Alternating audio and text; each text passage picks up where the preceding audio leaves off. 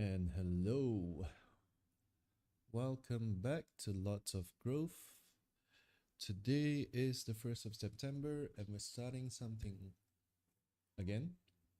I wouldn't say it's new, I would say that it's things that I already know, but we're gonna put it all in one place and we're gonna do it consistently for the next month. And if it goes well, we're gonna continue doing it. So, what is it I'm gonna do differently?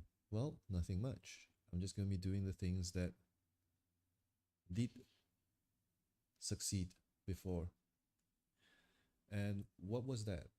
It's all about being patient and it's all about finding peace.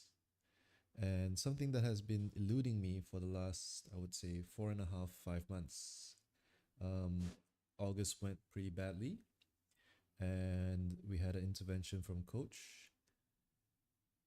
And that was a very good intervention because I was just in the cycle, in the loop. I got my funding, I made some profit, and every time I drove it near to a payout, it just doesn't seem to happen. And the times that I do get a payout, I get denied or delayed for some certain reason. So all of that led to me getting stressed out, getting frustrated with myself. And that wasn't meant to be because what happened is I became more focused on the outcome than the input. And I totally ignored my inputs for the last 3.5, 4 months. It started in April and I was fighting it through May. And after that, in June, July, and August, it was just a complete spiraling out of control. And I was just focused on the outcome. I was trying to do everything I could to get a payout, to save my accounts, to not blow a funding, and to get to the end, to the finish line. And guess what? I didn't. So today we're going to go back to basics. You might say basics, but really it's actually going back to the root of where things actually worked out for me. And that would be back to the matrix.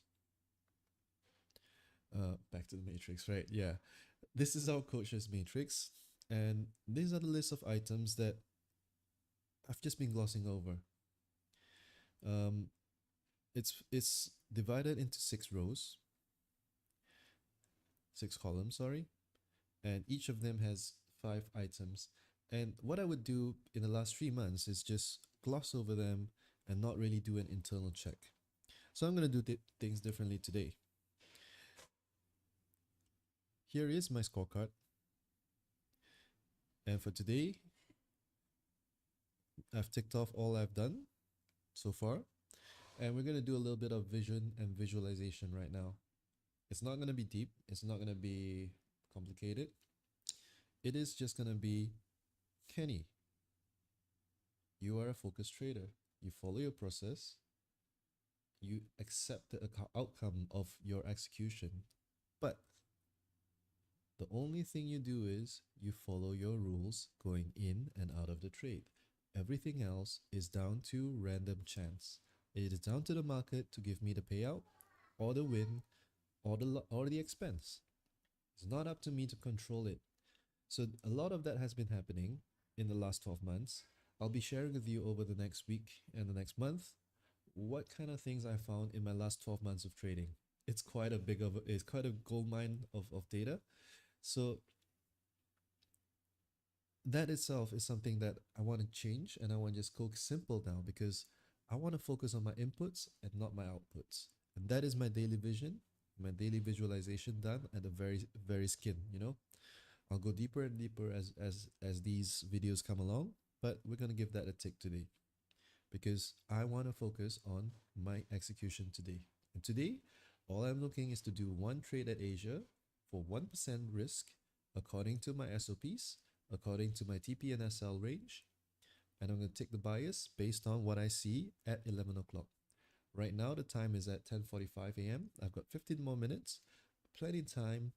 Everything is already set up, as you can see. My trading terminal, I've already set it up. I've set my alerts up as well. And the next thing to do is this video right now, which I'm ticking off because we've started recording. So before I'm able to do my execution, I'm going to need to clear off these 2 columns. It used to be a lot more, but now it's down to these two columns. So I gotta really be sure that I'm in the right state of mind. First and foremost, today is the day after the Malaysian national holiday. I'm pretty stress free. The family's at home, they're playing downstairs, everything is in place. Yes, the house is messy, but which house with three kids aren't? Emotionally, I'm ready. I'm no longer the wreck I was 2 or 3 weeks ago. I'm not looking to turn a profit today. I'm not looking to look for a payout today. I'm balanced. I'm not sad, and I'm not, then this is important. I'm not beating myself down anymore. When you looked at me maybe a month ago, you would probably see that, man, this guy's on the edge, man. He could break down any moment. But this is not me today. So I'm gonna give that a check. Affirmation of my edge. I'm gonna have to do two things. First, I need to make sure that I understand my own edge before coming to the market. And secondly, when we go to the charts later, I need to make sure that I see the same edge there. So I do know that my edge is at specific times in the market and with specific market conditions. And those conditions do appear every day because the market, the time comes once a day. And right now it's in the trend. And the only risk in the trend is that it pulls back before it goes to my direction. So I clearly understand my edge and I will be executing my edge in the next 10-15 minutes. Mentally balanced and prepared. That's what I said in the first one. Detached from the outcome. It's just going to be one trade, 1 out of 400. It's a fun fact. Over the last year, I was trading a single Darwin X account, and that account I made 400 trades. Can you guys guess what's the percentage of over trading I did in the last 400 trades? You'd be surprised at the number. But I would say a large portion of that over trading was down to the outcome. And put that number aside, the trades that I'm supposed to make, the valid trades, a big portion of them was also affected by the outcome because I was either too afraid to allow my winners to go to full TP, or I was just cutting my winners short, fear of losing profit. So today, that ain't gonna happen. We're gonna enter the trade. We're gonna manage the trade according to the alerts. Either it's gonna be a TP or SL, or we're gonna exit on alert. Other than that, nothing's gonna happen. Thirdly, C game triggers. We haven't done much in that aspect yet. We have got a list of C games that we've collected over the year, and most of it is marked under maintenance, but I need to do a deeper review of that. As of now, my most major C game was allowing myself to look at the outcome. So today, with all this mind prep in mind, and knowing that I'm only allowed certain actions, I'm not allowing my C game to come into play. So this, I'm going to give it a check right now. Distractions removed. It's calm right here. The kids are downstairs. We're all good. Let's get into this. Okay? Let's get into the market right now. So, as we can clearly see, the market has been pumping upwards. Everything is showing up.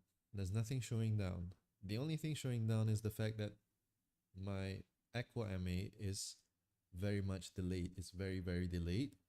And there's a big gap between the price action and the Aqua MA.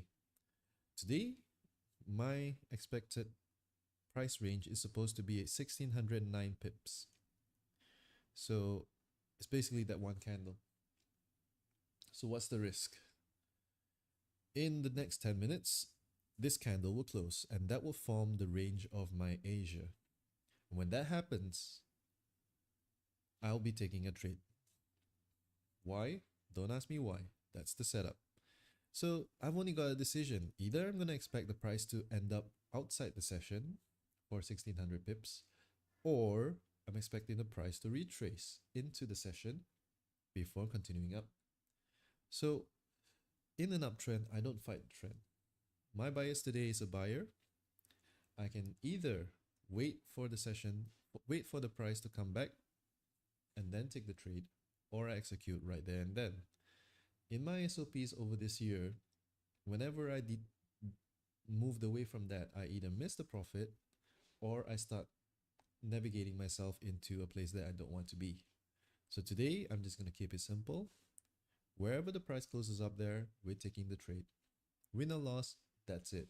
We're going to review at the end of the week, at the end of the day first, and then reflect at the end of the week how well I've been executing my inputs. The outputs are the outputs. We'll fix the inputs on a week to week basis, but I'm not going to be caring less about the outcome, and I'm not going to doctor the outcome anymore. I've done that for a year. It's very tiring. So let's say that that price ends up there or thereabouts. So I'll be clicking a buy, 1600 pips I sell, 1600 pips TP. That's it. And the only thing that's going to be me watching out is the alerts. I'll be setting an alert for the M30 Aqua to cross below this blue line and above that red line. Of course, should the price come down and go below the blue line, I'll probably hit my SL already. So that it is what it is. I'm not expecting an alert to take me out of the trade today. I'm just going to be taking a TP or an SL, and I'm okay with that. It's only one trade, 1%. So I've done the forecasting. I've created my A plus plan and any contingencies, and I've also visualized the outcomes in both ways. Either it's going to go straight to TP or straight to SL. It's unlikely we're going to have an alert trigger to exit loss at a lower. We could have an exit profit should the price hang in the middle and go to London, and maybe that flip happens later because the alerts will be following the MA. In sync with the market and my process. So far, so good. So that is it for this me versus me episode 1 versus September. We'll check back in tomorrow to find out how we did today. But yeah, this is a journey. It's baby steps all the way. And it will be a fruitful journey only when I focus on my execution and my inputs. I don't focus on the outcome because that is not down to me. I do my part to the best of my abilities, and I leave the rest to the market and the universe, right? So that is it from me today. I'm checking out Kenny right here.